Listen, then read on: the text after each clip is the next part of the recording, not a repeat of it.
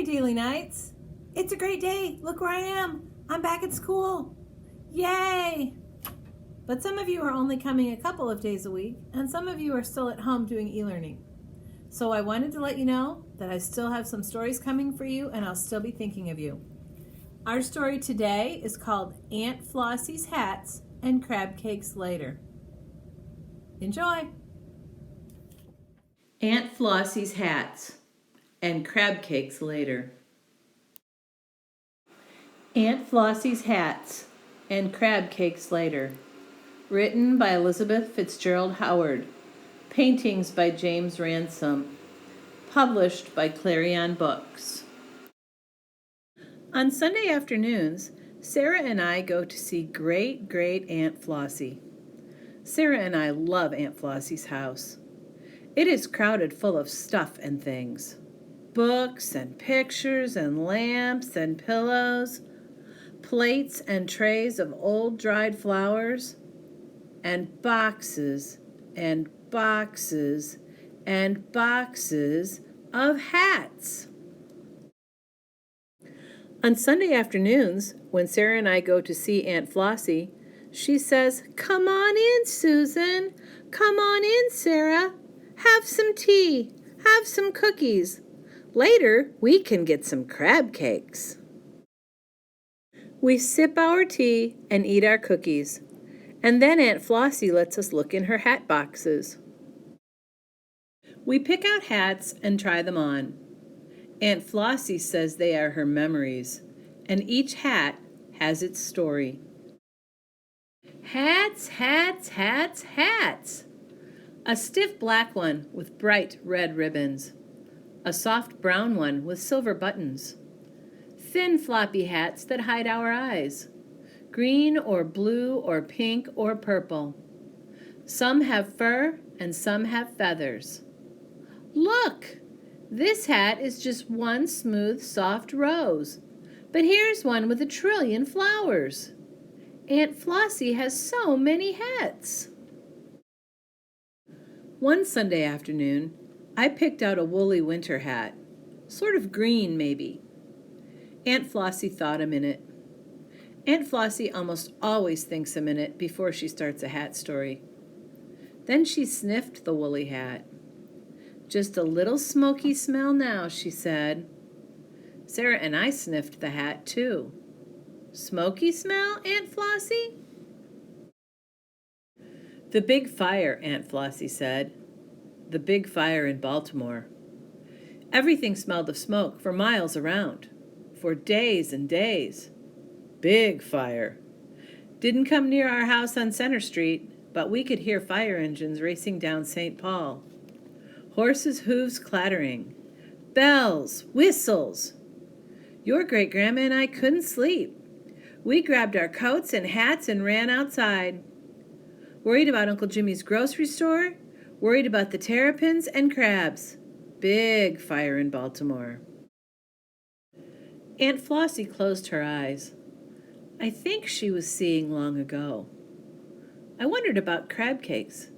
Did they have crab cakes way back then? Then Sarah sniffed Aunt Flossie's hat. "No more smoky smells," she said. But I thought I could smell some, just a little. Then Sarah tried a different hat, dark blue, with a red feather. "This one, Aunt Flossie, this one." Aunt Flossie closed her eyes and thought a minute. "Oh my, yes, my, what an exciting day." We waited, Sarah and I. "What happened, Aunt Flossie?" I asked. "Big parade in Baltimore." "Ooh, parades," said Sarah. "We love parades." "I made that hat," Aunt Flossie said, "to wear to watch the big parade. Buglers bugling, drummers drumming, flags flying everywhere. The boys, soldiers, you know, back from France, marching up Charles Street, proud. Everyone cheering, everyone shouting, 'The Great War was over! The Great War was over!'" "Let's have a parade," I said. Sarah put on the dark blue hat. I found a red one with a furry pom-pom. We marched around Aunt Flossie's house. "March with us, Aunt Flossie," I called. But she was closing her eyes. She was seeing long ago. "Maybe she's dreaming about crab cakes," Sarah said. Then we looked in the very special box. "Look, Aunt Flossie, here's your special hat." It was the big straw hat with the pink and yellow flowers and green velvet ribbon. Aunt Flossie's favorite best Sunday hat. It's our story because we are in the story, and we can help Aunt Flossie tell it. Aunt Flossie smiled. "One Sunday afternoon," she said, "we were going out for crab cakes. Sarah and Susan." "And Mommy and Daddy," I said. "And Aunt Flossie," said Sarah. Aunt Flossie nodded. "We were walking by the water, and the wind came." "Let me tell it," I said. "The wind came and blew away your favorite best Sunday hat." "My favorite best Sunday hat," said Aunt Flossie. "It landed in the water."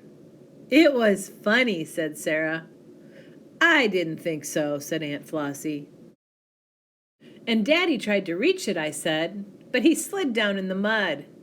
Daddy looked really surprised, and everybody laughed.